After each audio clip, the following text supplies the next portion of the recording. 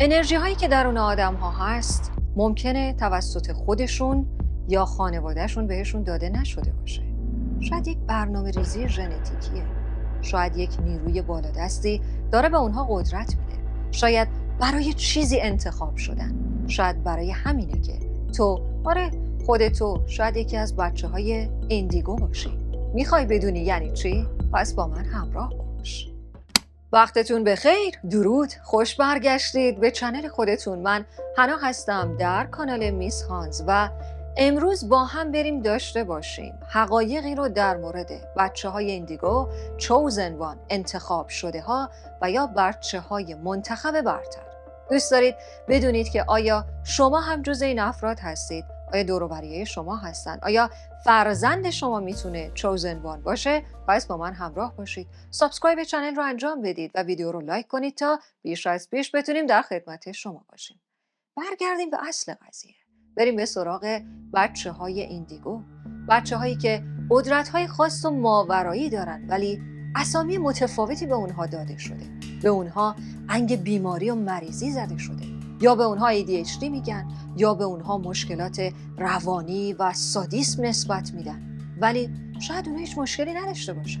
شاید بعضی از دکترها یا آدمهای قدرتمند وجود دارن که نمیخوان اونها کارشون رو، چیزی که باید رو، رسالتشون رو عملی کنن. اولین بار زمانی که از بچه‌های انتخاب شده چوزن وان یا ایندیگوها به طور واقعی و جدی صحبت شد توسط دکتری بود در سال 1970. یعنی از دهه 70 به بعد میلادی کم کم این مسئله خیلی داغ شد، خیلی موضوع مهمی شد. نانسی ان خودش یکی از کساییه که هم در این زمینه کتاب‌هایی رو نوشته چون نویسنده است و البته در علومی که مربوط به متافیزیک هست دست طول و درازی داره و خیلی از مطالب در مورد چیزایی که کشف کرده، چیزایی که دیده هست و این بچه‌های منتخب هم یکی از اونها هست. و نانسی خودش میگفت که در اون سالها میگفت من میتونم حاله انرژی آدم‌ها رو ببینم. این خیلی چیز عجیبی نیست به خاطر اینکه خیلی از افراد دیگری هستن اطراف خودمون که میگن توی تاریکی یا در شرایط خاصی تونستن حاله بقیه رو هم رؤیت کنن. اما نانسی اومد گفت که جدای از حاله‌های رنگ‌های متفاوتی که برای آدم‌ها میبینه، یک رنگ ایندیگو و رنگ نیلی رنگی رو میبینه که با همه فرق میکنه. تفاوتش توی چی بود؟ اکثر بچه هایی که روی سنین پایین و بچه های استثنایی و خاص کار میکرد، اکثر بچه هایی که این رنگ حاله رو داشتن خیلی متفاوت از بقیه بودن. اگه همراه من باشید من نشانه های این چوزن وان یا این بچه های انتخاب شده یا افراد انتخاب شده، چون قدیمی هستن ولی مبحث اصلی رو نانسی با حرفهای خودش از 1970 به بعد گفت. بهتون میگم چه نشانه ها و ویژگی هایی وجود داره و یا چه کارهایی برای چه هدفی توی کره زمین قرار گرفتن. و میگفت که دور اونها یک حاله ای رو میبینه، حاله آبی رنگی رو یا نیلگونی رو میبینه که میگفت اونها خیلی متفاوت هستن. حتی توی بعضی از تحقیقاتش گفت که تونسته با انرژی اونها تلپاتی ایجاد کنه، تونسته با کمک اونها ورقه، پر و چیزهای سبک رو جابجا کنه. یعنی اونها یک قدرت درونی داشتن و بیشتر اونها ویژگی هایی داشتن که سعی کرد این ویژگی ها رو طبقه بندی کنه که من الان ویژگی این بچه ها رو برای شما توضیح میدم. اولین ویژگی که در مورد بچه های ایندیگو هست و بود توی دست‌نوشته های حالا نه فقط نانسی، 2-3 نفر از نویسندگان دیگر هم در مورد این موضوع حرفش رو تایید کردن، حرفش رو تصدیق کردن. اولین ویژگی خلاقیت بسیار بالای این بچه ها و این آدم ها هست، به خاطر اینکه مسائل و موضوعات رو با راه حل های پیش پا افتاده حل نمی کنن. حتی اگر مجبور باشن لقمه رو از یک طرف دیگه برسونن ولی به هر حال به جواب میرسن. اما راه اونها شبیه به راه بقیه نیست. معادلات رو، موضوعات رو و معماها رو طور دیگری حل میکنن. شده بچه‌هایی رو ببینید، آدم‌هایی رو ببینید که وقتی دارن باهاتون حرف میزنن یه دفعه به خودتون بگید که این چطور انقدر خلاقیت داره؟ این منبع خلاقیتش کجاست؟ ایده هاشو که از جایی ندزدیده، حرفاشو که کسی دیگه بهش یاد نداده و اصلا سن و سالش به این نمیخوره که بخواد چیزی رو فیک کنه یا بخواد چیزی رو تظاهر کنه. پس این خلاقیت، این منشأ چیز متفاوت با این ذهن باز، اینکه همه چیزا از یه زاویه دیگری میبینه، از کجا میتونه اومده باشه؟ نکنه چوزن وان هست یا منتخب شده هست که همچین انرژی درونش وجود داره.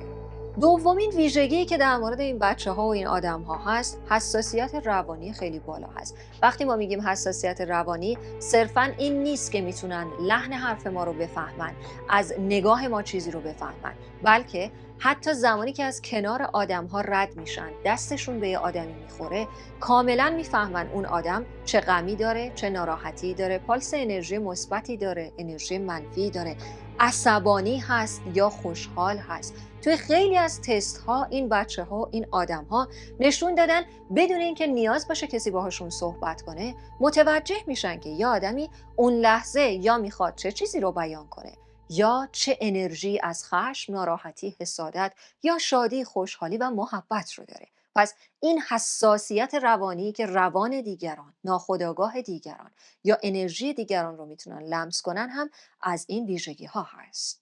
مورد سوم روحیه پرسشگری هست که ما به ویژه توی بعضی از بچه‌ها اصلا نمی‌بینیم. خیلی از بچه‌ها هستن که اصلا سوال نمی‌پرسن، اصلا کنجکاوی نمی‌کنن یا کنجکاوی هاشون خیلی چیزای ساده‌ای هست و خیلی چیزایی هستن که خب معمول هستن، چیزایی هستن که ممکنه همه بچه‌ها بپرسن. ولی بچه‌های ایندیگو سوالاتی می‌کنن که شما بطن واقعیت بعضی از تفکرات خودتون به هم می‌ریزه. یه دفعه به خودتون میگید که خب من چرا تا به حال خودم اینطوری فکر نکرده بودم، چرا حتما این بچه باید به من این حرفو میزد، چرا این با سن کمش تونست به این سوال برسه ولی من اصلا برام سوال پیش نیومده بود. این پرسشگری به خاطر اینه که اونها انتخاب شده هستن. براتون میگم اگر تا پایان ویدیو به همراه من باشید که علت این که اونها انتخاب شده هستن، علت این که شما میتونید انتخاب شده باشید چی هست؟ پس سوال پرسیدن هایی که نه یک سری سوال ساده هستن، نه اینکه خب این چجوری کار میکنه اون چجوری کار میکنه، یک مسئله بزرگی از آفرینش و خلقت رو به طور کامل زیر سوال میبره و باعث میشه دیگران به فکر بیفتن، ذهن خودشون رو به کار بگیرن تا بتونن جواب درستی از راه درستی رو پیدا کنن. مورد دیگه این تمایل اونها به رهبری هست. هر جا که میریم در بین یک گروهی از بچه‌ها یا آدم‌ها یه نفر هست که میل بیشتری به کنترل داره و شاید اصلا مایل نباشه، ولی انرژیش اینطوری هست که همه به حرفش گوش میدن. تو برو فلان کارو بکن، تو فلان چیزو بیار، تو الان این کارو بکن و بعد میبینید که یک کل واحد به وجود اومده. این خصلت رهبری برای این هست که این بچه‌ها متفاوت هستن، میتونن دیگران رو کنترل کنن، ذهن آدم‌ها رو با خودشون همسو کنن. حتی شاید بعضی از بچه‌ها باشن که خیلی راحت میتونن مادر پدرشون رو کنترل کنن. اگر اونها عصبانی هستن، اگر اونها ناراحت هستن، اگر دارن یه دفعه رد میدن، اتفاقا اون بچه یا اون فردی که سنش کم هست یا تجربهش کم هست، یک دفعه میتونه کنترل همه چیزو به دست بگیره. پس مسئله دیگر رهبری کردن هست در هر زمینه‌ای، کنترل یه سری آدم، کنترل احساسات دیگران یا هدف دادن به راه دیگران. مورد بعدی استقلال طلبی هست که اونا دارن و هرگز نمیبینید وابسته به کسی باشن. یه سری از بچه‌ها هستن که اصلاً درونگرا نیستن، آدم‌هایی هستن که اصلاً درونگرا نیستن، ولی انقدر راحت با خودشون و زندگیشون کنار میان و کلاً مستقل هستن. از همون سن پایین تختشون رو مرتب میکنن، لباساشون رو میذارن سر جاشون، غذاشون رو میخورن بدون بونه گرفتن، بدون بهونه گرفتن، کارهاشون رو خودشون انجام میدن. حتی شاید شما فیلم کودکی خودتون یا یکی از نزدیکان رو ببینید که از همون اول قاشق رو داشتید از دست مادر و پدر میگرفتید، از همون اول میخواستید مستقل باشید. این حس به استقلال هست. تنهایی با خودتون حال میکنید، تنهایی با خودتون دقیقاً میدونید که چه کار کنید حوصلتون سر نمیره، همیشه یه کاری دارید که انجام بدید، همیشه خودتون راهی پیدا میکنید و مدام چشمتون به دست بقیه نیست، چون قرار بوده چوزن وان باشید، قرار بوده منتخب شده باشید، به خاطر اینکه در زندگی شما هدف والاتر و بالاتری هم وجود داره. یک مسئله دیگری که در مورد این بچه‌ها یا این آدم‌ها هست، قدرت پیشبینی و پیشگویی هست. یه موقع‌هایی هست یه آدمایی به ما میگن که اون لیوانو که اون گوشه گذاشتی قرار هست بیفته. ما این موضوع رو توی فیلم ماتریکس هم دیدیم که اوراکل بود که گفت مراقب اون گلدونه باش، ولی بدون که اگه بیفته هم من از دستت ناراحت نمیشم. قدرت پیشگویی در چوزن وان ها و انتخاب شده ها وجود داره. انگار میتونن آینده رو به نوعی پیش بینی کنن اگر در خط درستی قرار بگیرن، اگر انرژی اونها یک مسیر درستی رو برای خودش پیدا کنه. به خاطر همین هست که ممکنه یک کاری رو قبل از اینکه شما انجام بدید اونا بدونن، یک تصمیمی رو قبل از اینکه شما بازگو کنید اونا بفهمن و کلاً از قبل انگار میدونن که چی کار باید بکنن، کجا باید برن، اما باید در راه درستی باشن. یعنی باید در چرخه درستی از این انرژی استفاده بشه. بچه‌ای که هر بار یه چیزی رو میگه درست هم در میاد، ولی همه سرکوفت بهش میزنن، سرکوب بهش میزنن و اون انرژی رو 1000 بار میخوان بیارنش پایین‌تر، اون بچه کم کم اون انرژی رو و اون ویژگی هایی که داره ممکنه از دست بده. مورد بعدی علاقمندی خیلی زیاد و اشتیاق خیلی زیادی به طبیعت هست. خیلی از بچه‌ها هستن همه ویژگی هایی که بهتون گفتم و دارن، ولی از طبیعت بسیار بسیار بدشون میاد. بعضی از بچه‌ها هستن که توی همین قرنی که توش هستیم، همین دهه‌ای که توش هستیم، موبایل رو میندازه کنار، لوازم الکترونیک رو میندازه کنار و میره بیرون بازی کنه. میگه بریم جنگل، بریم طبیعت، بریم دشت، بریم دمن. به خاطر این هست که عاشق طبیعته. به خاطر اینکه میدونه درون خودش، ناخودآگاه خودش که انتخاب شده هست و میدونه باید یا تو طبیعت بره برای اینکه چیزای دیگر رو کشف کنه یا برای بیشتر شدن انرژیش احتیاج داره که توی طبیعت باشه. مسئله بعدی، اکثر بچه‌هایی که اینطور متفاوت هستن زمانی که به سن و سال بالاتری میرسن به دنبال معنویتی هستن، به دنبال موضوعات معنوی و اصل زندگی و اصل آفرینش زندگی هستن. همیشه این بچه‌ها پرسش میکنن که خب علت حضور من چیه؟ حتما دلیلی داره که الان باید برم فلان جا، نباید برم فلان جا، فلانی رو دیدم ندیدم. و اکثر این بچه‌هایی که چوزن هستن و انتخاب شده هستن یک تایمی رو توی زندگیشون رفتن به سمت مذهب یا به سمت موضوعات روحانیت، رفتن به اون سمت، شاید جواب گرفتن، در همون نقطه موندن، شاید از مذهب هم جواب نگرفتن و اومدن بیرون. ولی اگر دور و بریای شما یکی هست که مثلا 1 یا 2 سال خیلی مذهبی بوده، خیلی آدم با دین و ایمونی بوده، ولی یه دفعه رها کرده، اون آدم ممکنه انتخاب شده باشه، نتونسته جوابیه درستی رو از اون انرژی های مذهبی و روحانی دورش دریافت کنه، ولی هنوز داره جستجو میکنه. نکته دیگر و ویژگی دیگری که این بچه‌ها و این آدم‌ها دارن، بسیار مقابله میکنن با بولی کردن، یعنی قلدری های عجیب و غریب. یکی هست که تو مدرسه مراقب بقیه هست، توی محیط کار نمیذارن کسی حق کسی رو بخوره. این آدم ها مدافع هستن، اومدن برای دفاع کردن، اومدن برای اعتدال ایجاد کردن و یکی از ویژگی هاشون این هست که اگر شما خوراکی بهش بدید بین بقیه و خودش تقسیم میکنه. از ویژگی هاش از خودگذشتگی هست و مصمم هست، مصر هست که چیزی که عدالت هست رو، توازن هست رو به وجود بیاره و نمیبینید که مغرور بشه به خاطر اینکه رهبر بوده، نمیبینید که به خاطر توجهی که بهش شده از خود بی خود بشه. اصلا همچین آدمی نیست و دقیقاً میدونه که تا زمانی که مدافع حقوق بقیه باشه هست که این انرژی درون خودش میتونه باقی بمونه. و در نهایت نکته دیگری که خود نانسی هم توی نوشته ها و کتبش بازگو کرده، ارتباطی با یک انرژی بالاتر هست. حتی بچه‌هایی که در سن پایین، آدم‌هایی که در سن خیلی خیلی کم 1 نفر از اعضای خانواده رو از دست دادن و زمانی که بقیه می‌خواستن بگن فلانی فوت شده، اون بچه گفت من خودم میدونم که به کجا ملحق شده. اون بچه‌ها میدونن که اون انرژی ویست نشده، هدر نشده، تلف نشده و یک باوری رو، یک دیدگاهی رو، یک شناختی رو در مورد انرژی ها دارن که شاید آدم‌های عادی نداشته باشن. برای بقیه آدم‌ها از دست رفتن خیلی سخت است، ولی اونها دلیلی در تمام انرژی ها و خطی از شبکه‌های انرژی رو پیدا می‌کنن، چون درونشون این توانمندی رو دارن، به خاطر اینکه انتخاب شده هستن. اما در مورد بچه‌های ایندیگو یا انتخاب شده هایی که نانسی خودش میگفت از اون دهه به بعد خیلی تعدادشون بیشتر شده، خیلی سرکوبشون بیشتر شده و به اونها انواع اقسام بیماری ها رو نسبت میدن و مثلا بهش میگن تو مریضی، تو باید این قرص رو بخوری. روزانه به اونها قرص میدن برای اینکه این انرژیشون بیشتر نشه. روزانه اونها رو محدود میکنن، اونها رو به زور توی چارچوب ها قرار میدن. چارچوب ها مثل چی؟ همون مدرسه‌ای که بعضی از بچه‌ها واقعاً از رفتنش ناراحت هستن، چون خودشون همون تایمی که کوچیک هستن میگن من دارم هدر میشم، من الان تمامی چیزایی که میتونم یاد بگیرم خارج از این چارچوب هست. و نانسی این رو گفت که این احتمال خیلی بیشتر و بیشتر هم میشه که به بچه‌های انتخاب شده فشار بیارن برای اینکه از هدف اصلیشون دور بشن.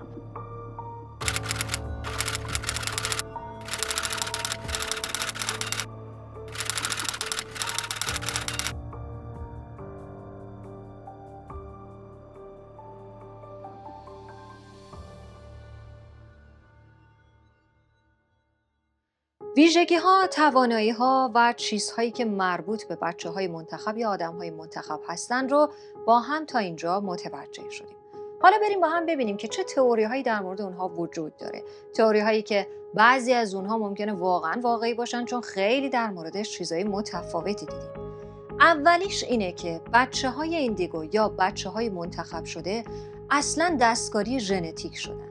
بله، برای هدفهای بزرگتری کم کم شروع شدن بچه‌ها رو یا آزمایش کردن یا تغییر ژنتیک دادن، یا میگن که شروع کردن نژادهای متفاوت رو با هم میکس کردن برای اینکه از اونها نژاد برتری رو به وجود بیارن. و بعد از اون که رسیدیم به 1970 و 80 که دستکاری ژنتیکی دیگه از اون تایم خیلی خیلی مد شده بود و خیلی این مسئله همه جا رو گرفته بود، شروع کردن دستکاری ژنتیکی آزمایشگاهی. درست مثل نژادهای متفاوتی از گربه‌ها و یا سگ‌ها یا موجودات دیگری که اونها رو میکس کردن. و هدف این بوده که بچه‌های انتخاب شده قوی‌تر باشن، توان بیشتری داشته باشن، چون آینده کره زمین یه خورده آینده تریکی هست و ممکنه هر کسی نتونه با توجه به جنگ‌ها و اتفاقات و این وقایع متفاوت و حتی خود گلوبال وارمینگ و گرم شدن کره زمین بتونه زنده بمونه. اینا نیاز داشتن بچه‌هایی رو به وجود بیارن که خودشون کامل باشن، درون خودشون همه چیز رو برای زنده موندن و زنده نگه داشتن دیگران داشته باشن.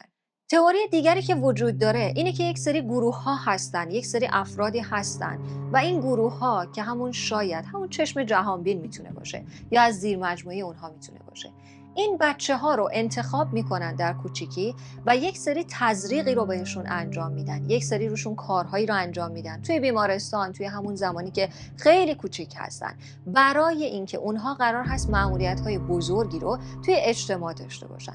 چه نوع تزریقاتی رو بهشون انجام میدن؟ تزریقی که باعث میشه درصد بیشتری از مغز و انرژی هاشون رو بتونن در دست بگیرن. همونطور که میدونید ما از درصد خیلی پایینی از مغزمون داریم استفاده میکنیم. تازه انقدر پایین هست انقدر فکر میکنیم نابغه هستیم و خفن هستیم. تصور کنید که اونها تزریق‌هایی دارن، داروهایی دارن، متدی دارن که باعث میشه یک آدم، یک بچه، یک فرد انتخاب شده روی همه اون بتونه دسترسی داشته باشه. و البته زمانی که این گروه‌ها، زمانی که این افراد بخوان اون فرد رو تحت کنترل خودشون بگیرن تا اینکه باعث حرکات اجتماعی یا مسیرهای اجتماعی و حتی نظریه‌های اجتماعی متفاوتی بشن، بتونن اون بچه‌ها روی بقیه تاثیر بگذارن. یکی از تئوری‌های دیگه اینطور هست. تئوری دیگه و جذابی که وجود داره این هست: اصلا ایندیگوها انسان نیستن. انسان بودن در اونها وجود نداره. اونها موجودات فضایی هستن، ایلین هستن، فرازمینی هستن و زمانی که توی شکم مادرشون بودن، مثل خیلی از داستانهایی که شنیدیم و خیلی از اونها داکیومنتری هم دارن، در ویدیوهای بعدی برای شما چند تا از اونها رو میگم، خانم‌های بارداری که دزدیده شدن برای چند ساعت و همیشه توی ذهنشون هست که من زمانی که باردار بودم یک تایمی رو به خاطر ندارم، من زمانی که فرزند می‌خواستم به دنیا بیارم یک تایمی رو به خاطر ندارم. به خاطر این هست که موجودات ماورایی هستن و البته موجودات فرازمینی هستن. این موجودات فضایی باعث میشن که یا یک موجود فضایی دیگر رو در اون جنین و در کالبد انسان قرار بدن، یا کلاً یک پل ارتباطی توی مغز اون بچه قرار میدن که هوشش بیشتر هست، انرژی‌هاش بیشتر هست، درکش، سوال پرسیدن‌هاش و کلاً روش زندگیش فرق میکنه. به خاطر اینکه اصلا زمینی نیست، در اصل از جای دیگری اومده، یا نطفه‌اش از جای دیگری هست یا جای اون بچه رو گرفته و در کالبد انسانی که براش قرار دادن درون اون کالبد داره رشد میکنه و زمانی که نیاز داشته باشن از همون فرد هم استفاده میکنن. تصور کنید همون بچه‌ها الان بزرگ شده باشن و در نقش رئیس جمهورها باشن، قدرت‌هایی باشن و بتونن یک اجتماع رو کنترل کنن. تئوری دیگر این هست که همونطور که بهتون گفتم به اونها انگ بیماری و مریضی زده میشه. تئوری دیگه این هست که اونها نژاد برتر هستن ولی از خود ما هستن، از خود انسان ها هستن، با هیچ چیز دیگه هم ارتباط ندارن، ولی قرار هست خط سرنوشت رو در نقاط خیلی حساسی در تاریخ عوض کنن، مثل زمانهای تاریخی خیلی مهمی از انقلاب ها که توسط آدم های خاصی به وجود اومده و دولت ها زمانی که بخوان اونها رو بالا میبرن تا اتفاقایی که دوست دارن بیفتن و زمانی که نیازی نباشه و احساس خطر کنن اونها رو سرکوب میکنن، چون میدونن بالاخره اونها رهبری یک سری ذهنها رو بر عهده میگیرن و همیشه یا از اونها استفاده میکنن یا اونها رو میبرن یک جای خاصی تا پرورششون بدن یا اونها رو زیادی بزرگ میکنن برای اهداف خودشون در جهت اهداف خودشون، مثل انقلاب هایی که چندان موفقیت آمیز نبوده و در ازا باعث بردهداری های بزرگتر یا مشکلات بزرگتر شده. تئوری دیگری که وجود داره مربوط به بعد از جنگ جهانی دوم هست. بعد از جنگ جهانی دوم خیلی از لوازم و وسایل پیشرفت چشمگیری داشتن و یکی از اونها درست کردن آدم‌های برتر و نخبه‌ای بود که بتونن در شرایط نظامی از اونها استفاده کنن، مثل آدم‌هایی که چیزهای خیلی خاصی رو میتونن ابداع کنن، کشف کنن، به وجود بیارن یا اختراعشون کنن و در جهت بخش نظامی از اونها استفاده بشه. بنابراین این بچه‌ها به وجود اومدن، پرورش پیدا کردن، یا لابراتواری هستن، آزمایشگاهی هستن و شاید به خانواده‌های مختلف داده شدن برای اینکه بزرگ بشن. اما زمانی که به رشد کامل برسن، قرار هست توی بخش‌های نظامی برای کمک‌های در زمینه موضوعات جنگی ازشون استفاده بشه. شاید به خاطر همین هست که کل دنیا داره به سمت جنگ مختلف میره. هر جای دنیا رو که نگاه کنید یک جایی درگیر یک جنگی هستن. و در نهایت هدف و رسالت اصلی که برای ایندیگوها مد نظر گرفته میشه و شاید خیلی از قبیله های بومی و قدیمی که مربوط به سرخپوست‌ها یا مربوط به آدم‌های قدیمی ارسیبری هستن هم همین رو گفتن، اینکه بچه‌های انتخاب شده یا ایندیگوها برای این هستن که جایی که ما داریم به نابودی میرسیم، جایی که ما داریم خودمون و سیارمون و زندگیمون رو نابود میکنیم، اونها هستن که کم کم با هم دیگه متصل میشن، با انرژی هاشون، با کمک اونها ما میتونیم نجات پیدا کنیم از یک بیماری بزرگ، از یک کلپس و یک شکست بزرگ و از یک به هم ریختگی بزرگ. پس شاید هدف اصلی از حضور اونها نجات ما هست، نه چیز دیگری. شاید برای همین هست که برخی اونها رو سرکوب میکنن تا اینکه ما نتونیم زودتر توسط اونها نجات پیدا کنیم. حالا نظر شما چیه؟ به نظر شما خودتون میتونید یک منتخب باشید؟ چون ما توی ایران آدم‌های خیلی باهوشی داریم ولی خیلی از اونها از ناکجا سر در میارن. فکر میکنید شما یکی از این افراد هستید؟ تصور میکنید که آیا فرازمینی ها باعث شدن که این chosen one ها یا انتخاب شده ها وجود داشته باشن؟ یا اینکه آدم‌هایی مثل ایلان ماسک که خودشون رو فضایی خطاب میکنن نکنه دارن راستش رو میگن و ما هستیم که مثل آدم‌های خنگ نمیخوایم باور کنیم؟ بابا طرف داره واقعیت رو میگه، داره میگه من موجود فضایی هستم. آیا باید حرفش رو قبول کنیم یا همش بازارگرمیه؟ آیا واقعا اونها بیماری هستن؟ اگه بیماری هستن چرا اونها چیزایی از آینده رو میدونن؟ چرا میتونن وسیله ها رو تکون بدن؟ چرا از بچگی پرسش هایی رو میکنن که مغز آدم منفجر میشه؟ چرا همیشه آرت، هنر، مهارت یا نبوغی دارن که آدمای دیگه ندارن؟ تصمیم مثل همیشه با خود شما هست، ولی اگر شما انتخاب شده باشید اولین کاری که انجام میدید چیه؟ اولین راهی که میرید چه خواهد؟